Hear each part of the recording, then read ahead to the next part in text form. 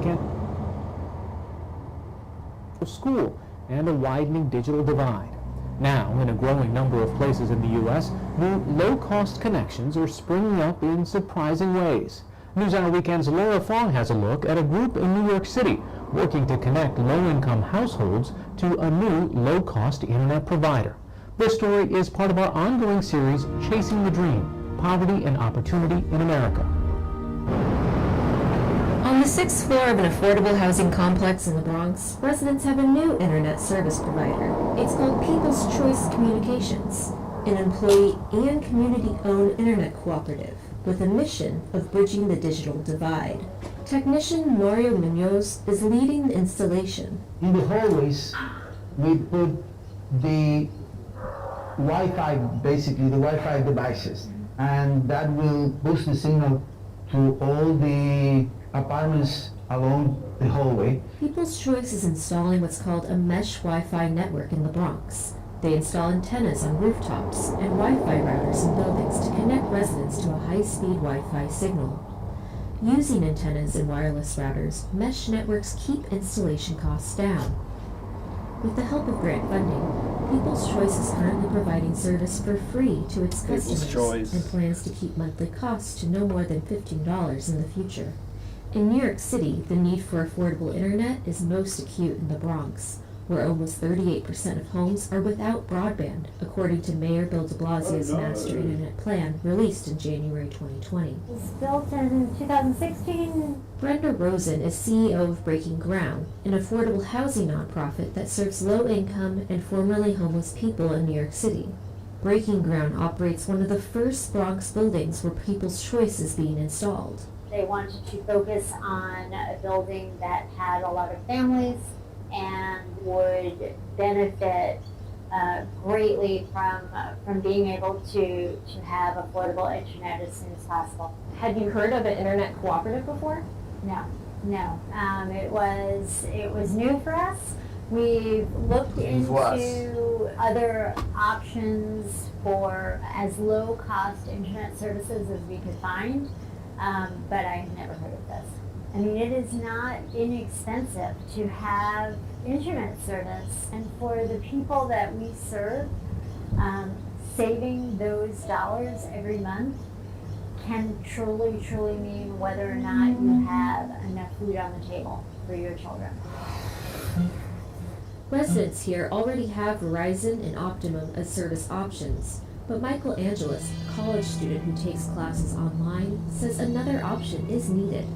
Internet sometimes is like very expensive and it's not very affordable for us. Angeles' family currently pays $150 a month for a Verizon TV and internet package.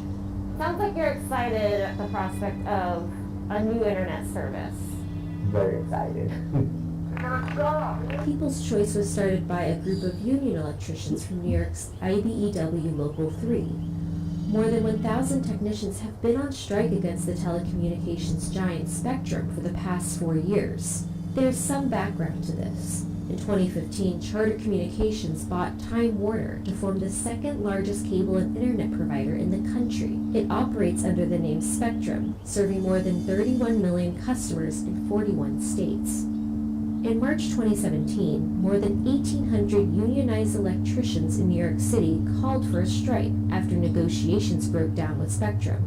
People couldn't make it here today because they have to pick up 2 or 3 jobs in order to keep going. Bankruptcies are happening. It's now the longest running labor strike in United States history. Troy Walcott was a union technician for 2 decades, for Time Warner and then for Spectrum. Do you ever see yourself working for Spectrum ever again at this point? That's a good question. What Spectrum? Spectrum is a name on the door, but they're really holding out a system that we built out over the past 40 years. We walk through so many places in the city and we see places that we literally built with our hands. It's our entire system, in and out. There will be internet for all. So last year, Walcott and other strikers launched People's Choice Communications. The wordy term is a multi-stakeholder cooperative. But what we tell people is a bunch of strikers that work for Spectrum, we got together and we're going to get together with the customers and own the cable system. How is that possible? We said, okay, why not cut out the middleman, go directly to the source, and be able to get that same service? But now instead of paying CEOs hundreds of millions of dollars, we can take it and provide more equity and split that and give people less cost service and higher quality. And that way we can also invest some of those profits back into the communities that we're serving. And they're not doing it alone. People's Choice formed the cooperative with community organizing group Metro IAF and a green energy startup, Block Power, which connected them to philanthropic funding. This is now, I believe, the third install of the antenna system we're putting up for the Bronx Mesh Network. So far, the cooperative has provided free internet to more than 700 residents in 5 buildings in the Bronx. In July, de Blasio announced a plan to bring the service to New York City public housing. The goal is to get up to 10,000 residents connected to free internet in the first year and then charge $15 a month after. People that have a problem with the internet have other problems with food insecurity, housing, income inequality. We see the company now as a way to galvanize people towards some type of movement towards something better. So why don't we get together and join with the customers, rebuild the system that we already know how to build, and we can own it together.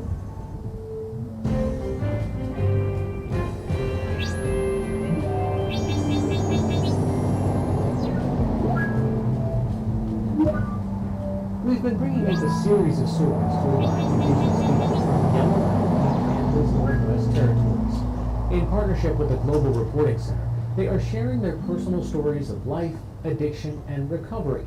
Eric Wardell was taken from his parents at just 3 weeks old in what is known in Canada as the 60s scoop.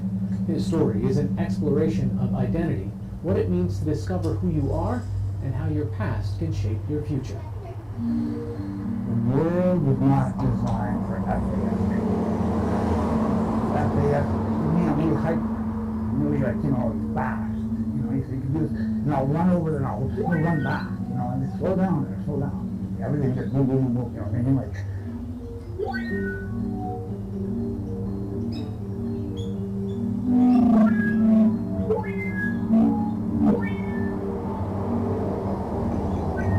How I interpret things, not to say that my mind is warped, but some things are just a little different how I see it. I don't like to say it, but the speed, I didn't see anything wrong with it. I have over 80 convictions on my record. 40 of them are B&Es. I don't break into houses. I don't, carry weapons. I broke into businesses for the money, take the money, run to my sister and party. Drive to drinking, hotel rooms, and when that's all gone, we'll do another B&E.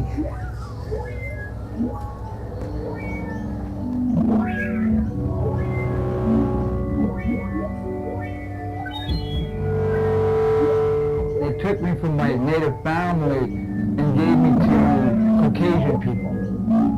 Lost our identity, lost our language. I did not know how deeply it affected me to this day.